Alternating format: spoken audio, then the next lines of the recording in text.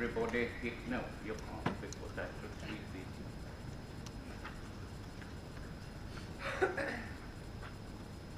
High tech. Now you can hear. Well, I will discuss a little about safety ventilation in ultra-clean operating rooms. And during the Second World War, measuring equipment of bacteria-carrying particles was invented, and it was Budillen, 1941, who made a publication about the Casella slit sampler. And when they measured, they found that was a lot of bacteria-carrying particles in operating room. But when they added some ventilation, not much, but some ventilation, they could reduce the number of bacteria-carrying particles. So just a little ventilation gave rather good results.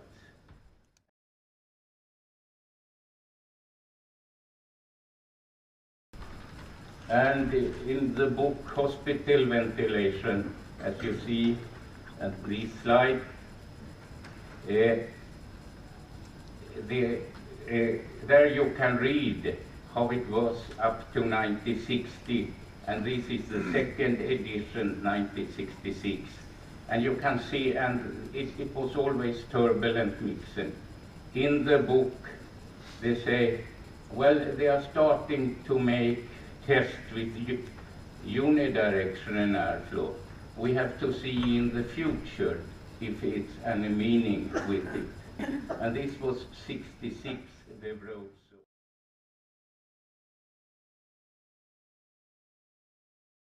But my professor who taught me, Professor Alander, was belonging to this group, and he liked prime numbers.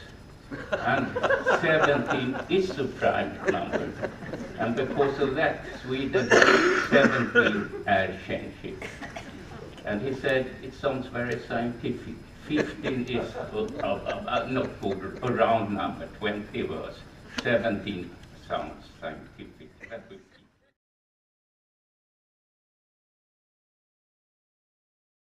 keep. It was a person called, his name was Chalmers, and he was a hippie on surgery, and he said it must be, the infection rate depends on the airflow, the ventilation. And he found he had in the beginning of 60s 8 to 9% infections. And in the beginning of 17th, 10 years later, he was down below 1%. And he was in this room, and it also called Chalmers greenhouse. And you can, here you see it, he was actually operating in this room.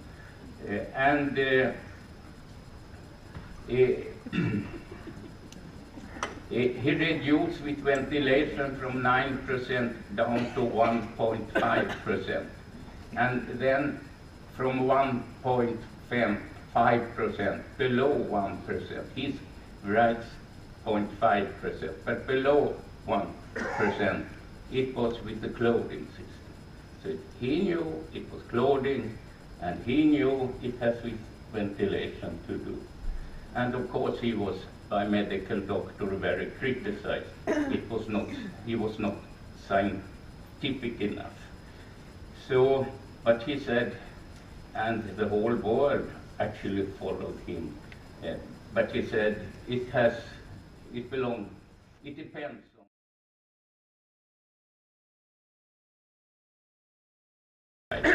And one made a big study, a multi-center study, leading by Lidwell.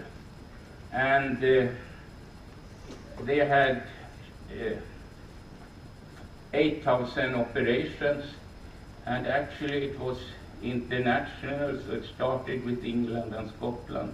But to improve the international, there was also some hospitals in Sweden. And you can see conventional turbulent mixing. At that time it was 164 CFU per cubic meter. CFU is colony forming unit.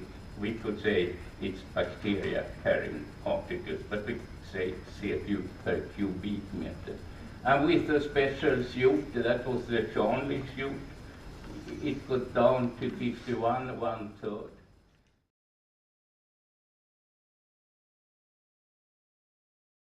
And so when you have low velocity and all the equipment, then you get in the region above the operating table something close turbulent mixing. And this is from a PhD student we had, and he made his publication 2011.